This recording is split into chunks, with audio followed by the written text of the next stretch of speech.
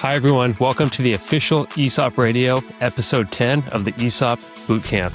Today, we're discussing what employees actually experience in an ESOP. We'll cover three things. Number one, ownership culture. Number two, what ESOP statements really mean to workers. And number three, why ownership alone does not equal engagement. Let's dive in with ownership culture. Take it away, Ben. Thanks, Trevor. Speaking about ownership culture, an analogy comes to mind right away, and that's no one washes a rental car. You just drive it, you return it, pay your fee.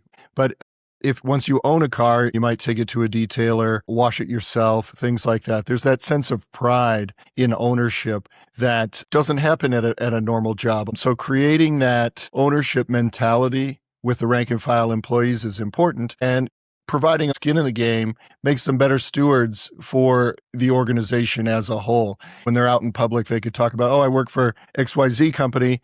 Yeah, they're an ESOP. I'm an owner. And that sense of pride starts to swell up. And not to mention on the flip side of that, there's the accountability component. They are a lot more accountable at their job because they care. They have intent with their decision making on a day-to-day basis, and it improves performance.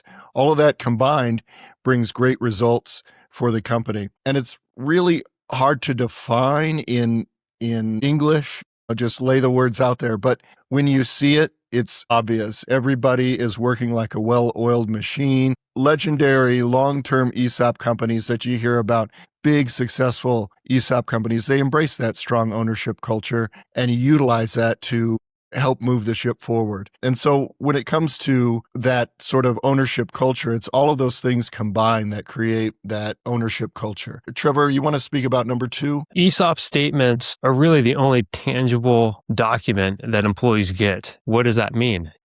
A lot of things. It's the accumulated value of their retirement wealth in the ESOP. It shows their vesting. So it shows what the projected retirement benefit is and so on. Let's talk about the intangible aspects of what an ESOP is and how this is all codified in an ESOP statement. It takes time for employees, several years for them to start seeing the value accumulate. So it's very much a long-term play here. Think a marathon, not a sprint. As a company leader, you need to communicate with the employees. They get statements once a year showing what their allocated shares and any cash in the other investment account as well. So that's just once a year, but employee ownership and employee ownership mentality is ongoing. So as a leader, you need to codify long-term thinking, also the power of compounding, the 7-10 rule, meaning if you have an investment that grows at 7% a year, pretty conservative, it's going to double in value every 10 years. That's powerful. We see that across ESOP clients in nearly every industry. Also, we see many employees with sizable ESOP account balances across all major industries. So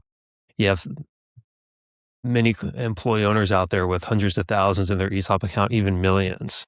And again, it's not created overnight. It's very much a long-term play. So the employees need to understand that and be excited about the company, its future, and work smart to help contribute to that. In the ESOP, you're building real retirement wealth for all your employees. And that's powerful because when people retire, unless they have a nest egg elsewhere, they often have a 401k, maybe an IRA, Social Security. ESOP is icing on the cake, and that could be a very much material part of one's retirement wealth as well. Let's change gears and talk about why ownership alone does not equal employee engagement. Yeah, Trevor. So building that real retirement wealth is important and is something that is realized quite frequently and quite easily with an ESOP. But, ownership alone does not equal engagement. Employee engagement has to be built in, has to be baked into your company culture. Everybody has to sort of fight on the same front line, facing the same direction.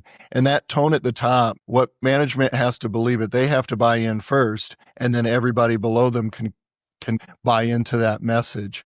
And it's how you define that and measure the results is what matters. And it's how that management team sets forth and says, okay, this is how we define success, and then getting those employees engaged to believe in that. And ESOPs are very much that canoe strategy or canoe analogy, where every single individual has a job to do and working towards the same goal. So once we're rowing in the same direction, and you'll hear that phrase many times through, these webinars and podcasts that we have, that once we're rowing in the same direction, everything seems so much easier. And getting that strong coordination equals winning.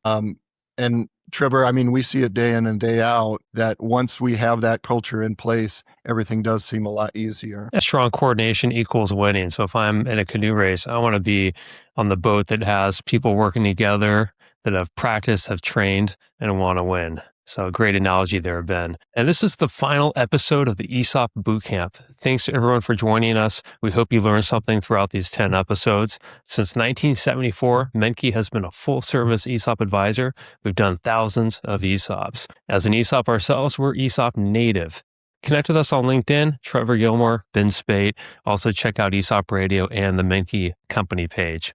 We post a lot about client case studies, ESOP information, and news, and so on. Also, reach out if you want to chat about ESOP Fit to understand if an ESOP is the right option for you. Have an awesome day and join us for a future ESOP Radio episode. Thanks, everyone.